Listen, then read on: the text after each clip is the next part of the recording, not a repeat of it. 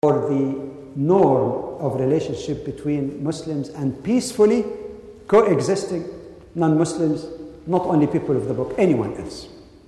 Let me read you a free translation of that. لا ينهاكم الله عن الذين لم يقاتلوكم في الدين. Allah does not restrain you, Muslims, or forbid you. With respect to those, didn't say Jews and Christians, those, any human being, those who did not fight you because of your religion, or drive you out of your homes. Let me stop before I complete the verse. Can you see consistency between what is in chapter 60 and what is in chapter 2? Fight in the way of God, those who fight against you, and then say fight so that there will be no more oppression. This consistency throughout the Quran is found much later. Okay?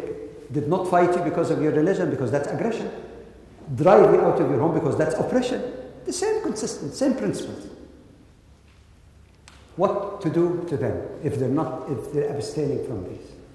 And is abstaining from killing Muslims because of their faith or driving them out of their homes, is that arbitrary demand?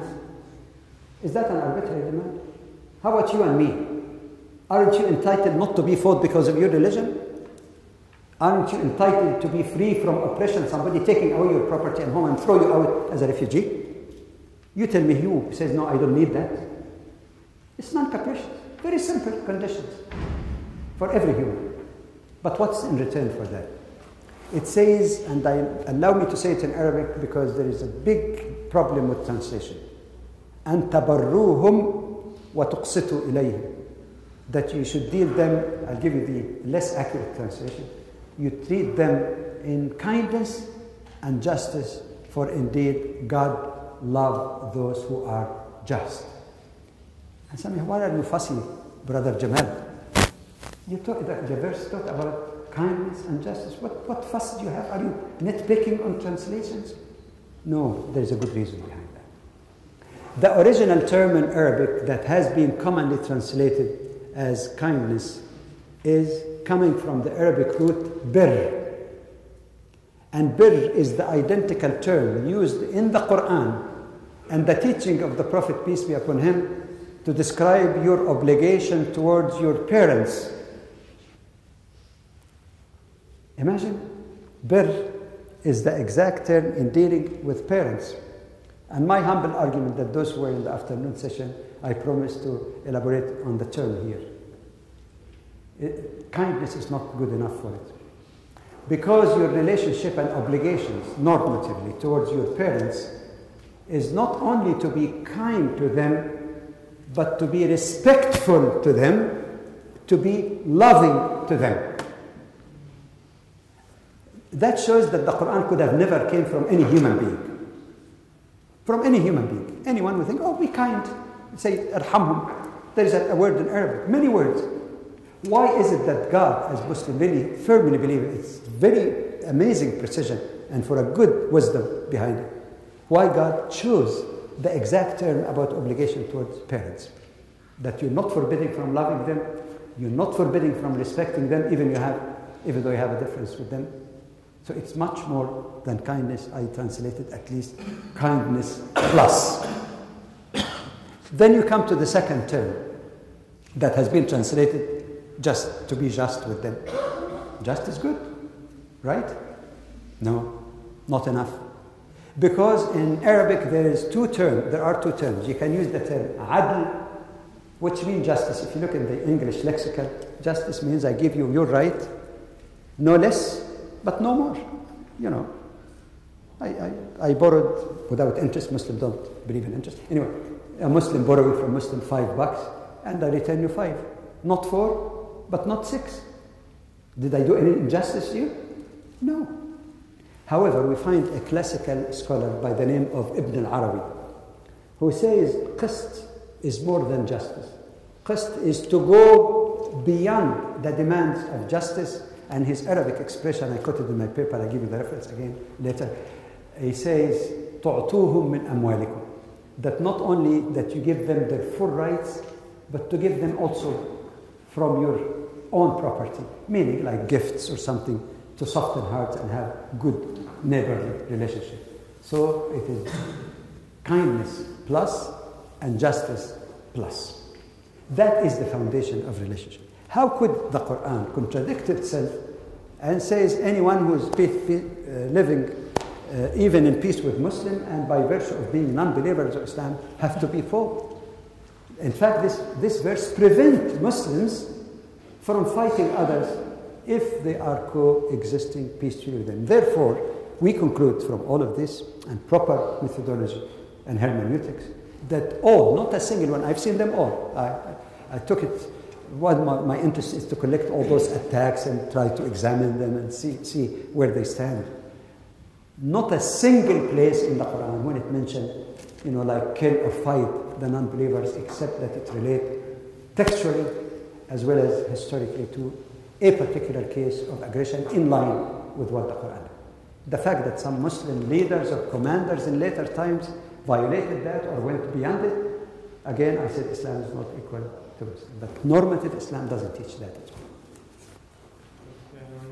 well. I think my chances of getting you a million seem to be dwindling. So. It's good because, university professors, especially retired ones, emeritus like me, do not have millions, but I was reasonably confident. Okay, what we'll do is we'll probably ask too many questions, and I'm sure there's maybe a few out there that could possibly try to get a million, and you probably go bankrupt if they do.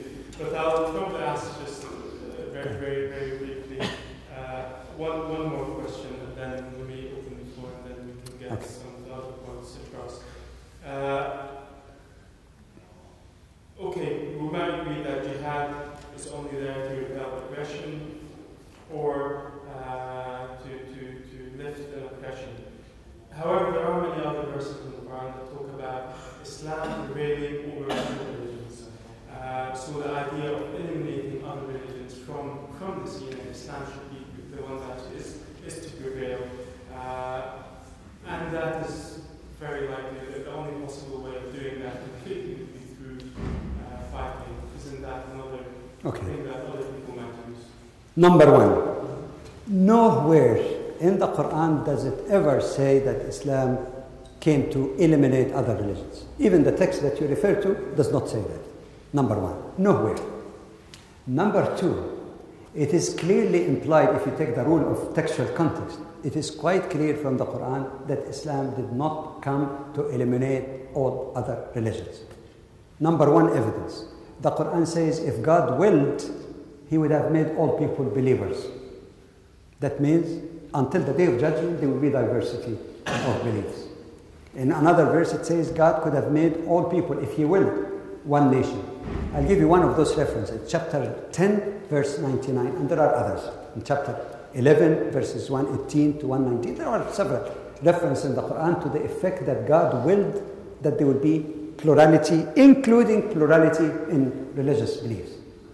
And the Quran says it's up to God to judge all people in the day of judgment. The Quran is clear on that. You're not supposed to take judgment in your hand as who theologically is right or wrong. You believe in what you believe. You believe that, all right, I don't believe in that because the Quran says it's wrong, it didn't happen, but you have no right to judge people or punish them for having the quote-unquote wrong theology. Thirdly, it's clearly implied in the Quran that the verse I cited in chapter 60, it says, those who have peacefully coexist with you, you treat them in kindness and justice. What kindness and what justice? They should be eliminated. What is the place of that in the Quran? And this, by the way, were of the later revelations in Medina when Muslims had power and had the state. Why does the Quran say to live with them in peace and respect them and treat them justly? They should be eliminated if we take the notion that Islam came to eliminate other religions. Nowhere in the Quran. Actually, it is implied that there will be other religions when it addresses people of the book in several places in the Quran, recognizing that they're entitled to believe in what they believe and practice their own faith. In Islamic law throughout history, there have always been discussion of the rights of religious minorities, to the point that some of those rights exceed. Many people misunderstood things like jizya and all of these. There are lots of misunderstandings. But many of them believe that the non-Muslims should be given, based on the Quran and Sunnah, their own personal law and still practiced, not historical only. Right now in Egypt, a Christian Copt can go to their own church and get a ruling not going to a Muslim court in matters that pertain to personal law like marriage, divorce, inheritance, custody, division of property after death. And it has the force of